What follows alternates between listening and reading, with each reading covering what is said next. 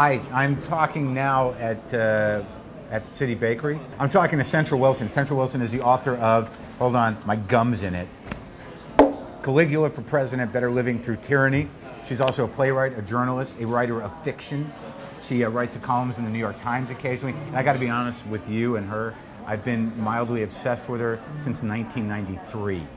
Oh, I didn't know that. Yeah, when you were on the cover of Mondo magazine, I was like, who is that? And Wow. why is she special?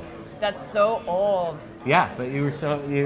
Look, I'll be honest with you, and you, is that, like, I read a lot of comedy books, I read a lot of satire books, and I don't usually like them because I'm sort of tough to please, and none of them run deep enough for me to appreciate. But I'm underlining in your book. I am underlining things because you write like some sort of weird mixture between Terry Southern and William Burroughs.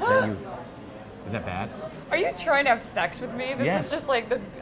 This Yes. is so kind.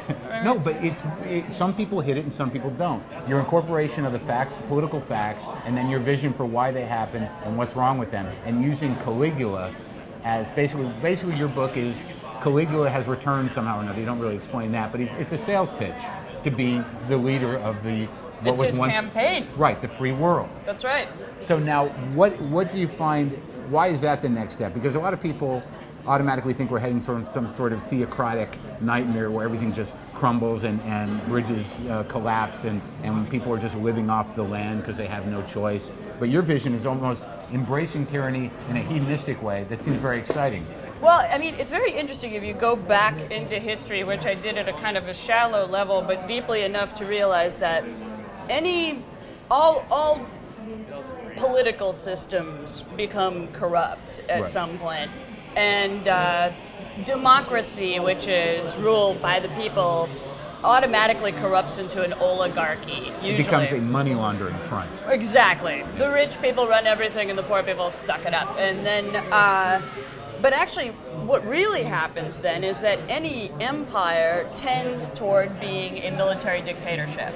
A totalitarian military dictatorship. And actually, if you kind of look at what's going on right now in terms of like how the importance of defense right now and how everything's kind of clamped down socially and legally, Right.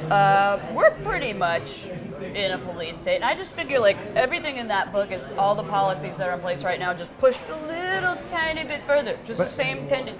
The great id of America is, porn, poker, ultimate fighting, and reality shows. Exactly. That should all just be all the regulations, all the moral regulations should be lifted, Which is as well as the financial right. regulations. Which is not the vision that most people have. See, I think if you presented your vision or Caligula's vision, which you do in this book, Caligula for President by Cintra Wilson, It's about freedom. There'd be a lot of people that are like, dude, this sounds pretty good, man. Like, this guy sounds cool, man. So we can just fuck in the streets if we want. That'd be cool.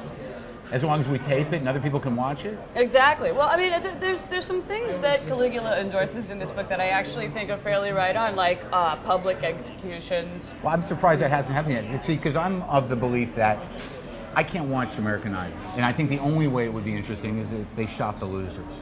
Totally. I mean, wouldn't you like to see opposing corporate law firms go after each other with electric turkey knives at Yankee Stadium? Yeah, with You'd helmets. Pay. Yeah, they have to bring their own armor, like Pinstripes and exactly. Oh, hell yeah. And stun batons. Yeah. I mean, it's like. Yeah, if it What's was not to those love? people and not just poor people that are left no other device but to have to do that in order to get it. I mean, think of how that would automatically reform the prison industrial complex. Oh yeah. I mean, it'd be money making. Everybody like it. And it'd be money making through ticket sales as opposed to just draining the taxpayers through private prison systems. Right. I mean, well, you can already kind of see it on MSNBC where, if you leave the news on too long, suddenly you're going to get something in your mind that you don't want to see anymore. It's going to, like the hapless pedophile coming to the door or the person with the terrible tattooed face and like maximum lockdown talking, like his ugly soul laid bare. Yeah. And we've already made prisoners not just slave labor, but entertainment. I'm sort of like, you know what? Let that freak flag fly. Okay, so let's talk about this for a minute because I haven't been able to talk about it with anybody logically. But the Hillary Clinton, Sarah Palin sexism paradigm. Is that my God. Well, nobody really talks about there are two distinct ways. There are two distinct ideas, or not even ideas, what's the word I want? Two distinct styles of sexism at play. Like, the same people that are like, Hillary's a harpy bitch, she's too smart and she wears silly pantsuits. Those same guys are like, Sarah Palin's hot, I'd fuck her. I can't tell you how many 55-year-old executives at a liberal radio network were walking in going, Palin, huh? But would you do her? That they don't realize that. Even the liberal ones? See, like that just, I can't believe that hurts my soul, It's just like, well, but that's the frame that is set up, is that, Hillary, the sexism towards Hillary is not, it's not an objectifying sexism in the same way. It's like, she's a bitch, she's smart. Mean mommy. Yeah, mean mommy. She's mean mommy. Whereas Palin's like, hey, she's crazy and fuckable. Right. Isn't that weird that there are two operating sexisms and the she's the White House bunny. Right. That's what I was calling her after the thing. I mean, Sarah Palin, if she was speaking in a Japanese accent and walking around on knee pads in an open kimono, could not be more obedient to the males of her tribe. I mean, it's stunning what she doesn't even know that she's doing. I mean, she's a beauty pageant contestant. These things have always been sort of like, jump through the flaming hoop, little girl. But she's also not somebody that they could picture her with a strap on. They could picture her, being somewhat of a dominatrix. Because she is speaking the male tongue in terms of talking points. She is speaking, free market capitalism in her own weird survivalist recessionist way. She is parroting everything that the boys want her to parrot. Right. She is a GOP lap dancer. Right. She is their blow-up doll. Right. And the thing that really pisses me off about her, and this is the thing I wrote in the Salon article, is that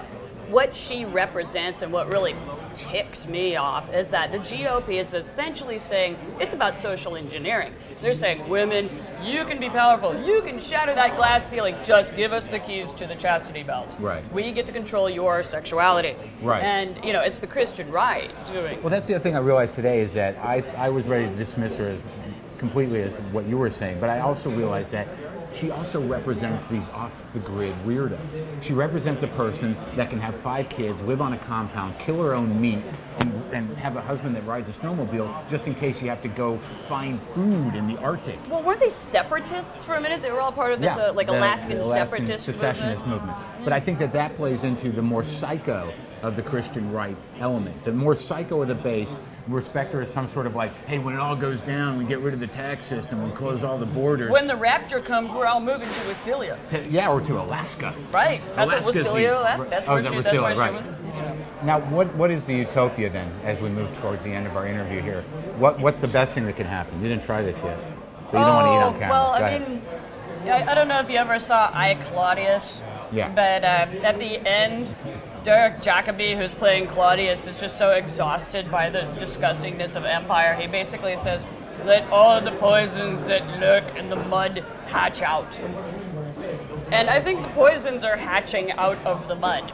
And, a friend of mine who's a financial expert just said that America's having a near-death experience. It's like floating over the table and looking at its body.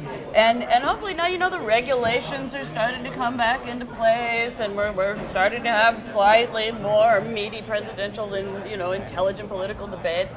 And maybe we've all learned a valuable lesson from this completely atrocious presidency, and maybe we'll be more careful next time. I have to think of the next 4 years as rehab. You're hopeful.